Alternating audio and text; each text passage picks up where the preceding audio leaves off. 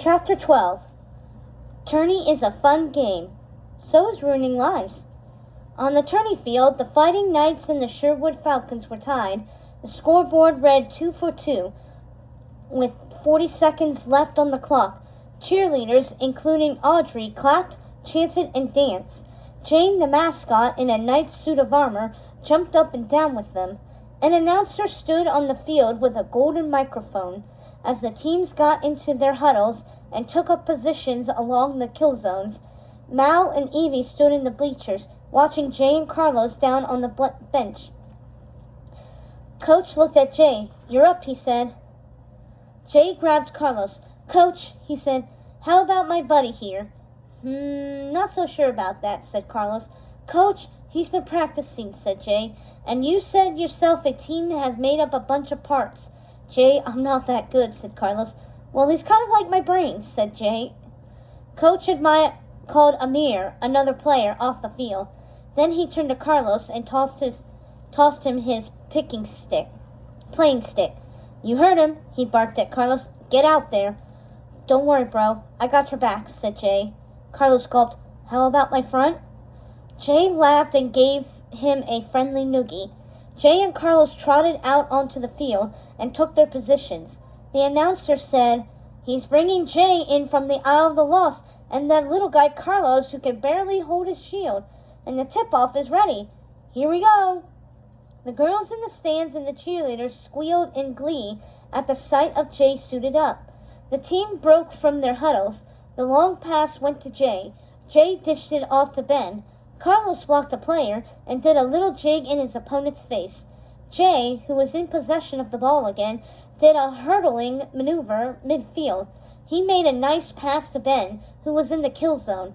Chad did a big block, then passed the ball to Jay. Now Jay was in the clear. He shot the ball, but it was saved by the Falcons' goalkeeper. "Come on, guys," shouted Coach Jenkins from the sidelines. 23 seconds left," boomed the announcer. You could cut the tension with a sword." The next play began. The long ball was passed to Jay, who leaped and ran with it down the field. There was a big block from Chad. Jay dished the ball off to Ben. Carlos, with a big block, went down. Jay ran through the kill zone and picked up Carlos. They were hammered by Dragonfire. Jay did another hurdling maneuver midfield and ran until he was in the clear and could get the ball again. "Jay," called Carlos, who stood in front of the goal. "Carlos," said Jay, whipping the ball his way. The ball bounced off Carlos and flew back to Jay, who passed it to Ben. Ben shot and scored! The Knights had won! In the stands, the crowd roared and went wild. Mal held her ears. "What a team," said the announcer. "Incredible! And it's the new guys, Jay and Carlos, who set up the Prince for the win.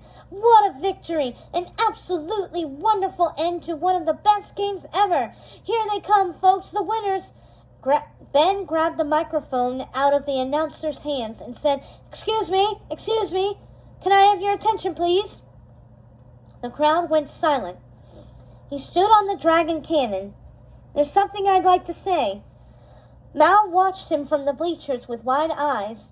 Ben surveyed his captive audience. "Give me an M," he shouted, making his arms form the letter M. There was an echo from the crowd after the letter. They all copied his moves. "Give me an A," said Ben, arms at his sides. "A!" roared the crowd. "Give me an L," said Ben, throwing his arms up.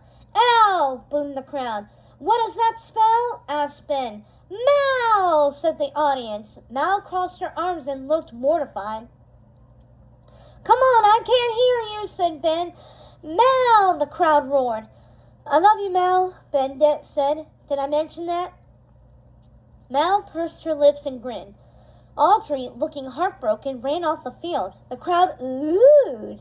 Ben turned to the band. "Give me a beat," he said. The band churned out a funky rhythm. The whole crowd, with the exception of Mal, joined in as Ben led an R&B stomp out on the field. Mal smiled and blushed, with Carlos and Jay and Chad as his backup. Ben began to sing a song to Mal. He danced and sang about how his love for her was ridiculous. Mal put her hands over her mouth. She couldn't help smiling as Ben shook and rolled in the grass and knocked his knees together. He took off his sweaty jersey, balled it up, and tossed it to swooning girls in the bleachers. Mal surprised herself and leaped to catch it. Ben crowd surfed up into the bleachers so that he stood right in front of Mal, who clutched his jersey like it was made of gold. The band stopped playing and everyone clapped. Ben moved in to kiss Mal, but she blocked his attempt with a squeal. "I love you, Mal. Did I mention that?" Ben asked, pulling Mal into a side hug. Audrey and Chad climbed the bleachers and leaped up beside them. Audrey snatched the microphone out of Ben's hands. "Chad's my boyfriend now," she said, draping her arm around Chad, "and I'm going to the coronation with him, so I don't need your pity date." She smiled and kissed Chad firmly on the lips. Evie put her hands on her hips and looked away. Ben grabbed the microphone back. "Mal," he said, "will you go to the coronation with me?" "Yes," Mal said into the microphone with a huge smile. "She said yes," Ben announced. People in the stands cheered. Audrey huffed and she and Chad stormed off. Jay appeared beside Ben. "Come on, man. Whole team's waiting for you." "Bye," said Mal. Ben and Jay ran down to the field. Mal squealed to herself and checked out Ben's jersey in her hands. She bit her lips and shrugged.